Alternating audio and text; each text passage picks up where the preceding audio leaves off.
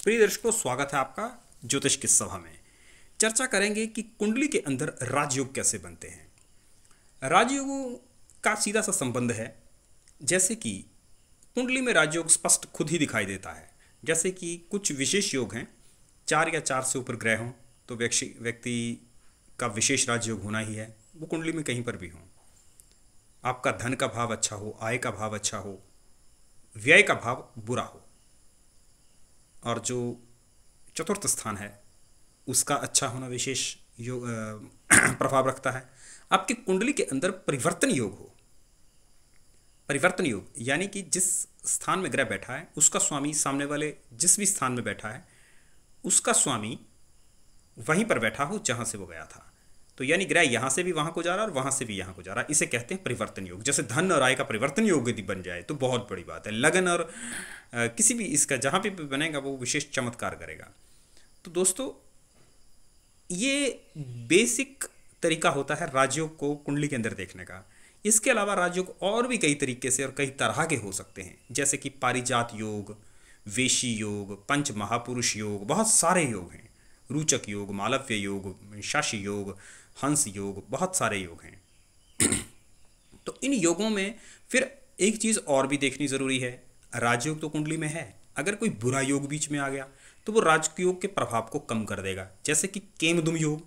अब चंद्रमा के दोनों तरफ कोई ग्रह नहीं है, वो चंद्रमा भले ही उच्च का हो लेकिन वो बहुत बुरा फल देता है। तो यदि एक जैसे नीच भंग राजयोग होता है, आपने सुना है। अगर कुंडली में नीच भंग राजयोग के बारे में तो आप जानते हैं कि नीच ग्रह उच्च का हो गया, चाहे किसी भी तरीके से हुआ, बहुत सारे तरीके हैं उसके उच्च होने के।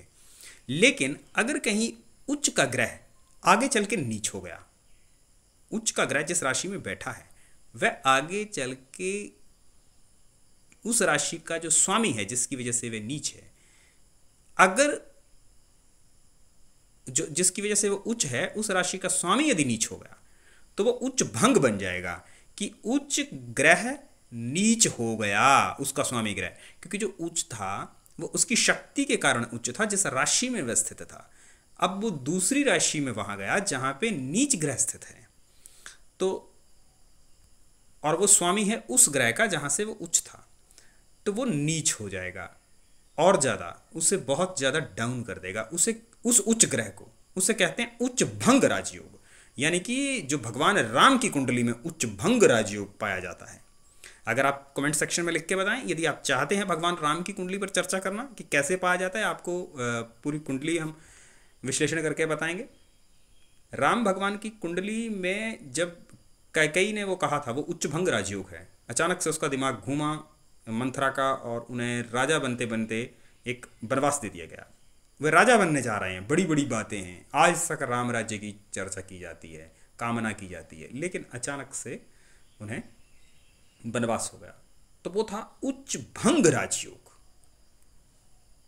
तो इस तरह के और भी लोगों की कुंडली में जो लगता है कि मैं बड़ा बड़ा सफलता प्राप्त करने वाला हूं लेकिन कुछ भी नहीं हो पाता, जितनी बड़ी बड़ी बातें करते हैं अंत में उतना ही डूब जाते हैं, वो है उच्च भंग। और नीच भंग इससे अपोजिट होता है कि नीच भंग तब बनेगा जब ये होगा।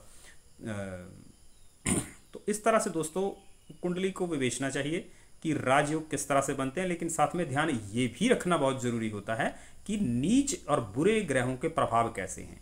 जैसे कि अगर राहु केतु और शनि किसी के छिड़े हुए हैं और राजयोग है कुंडली के अंदर और वो काफ़ी छिड़े हुए हैं तो उस राजयोग का कोई विशेष प्रभाव नहीं पड़ेगा, वो उसको पटका के रखेंगे। जैसे काल सर्पदोष उच्च और नीच दोनों ही होता है। राजयोग तो बड़े अच्छे बने हुए हैं लेकिन नीच का काल सर्प योग है तो वो बहुत बुरा करेगा।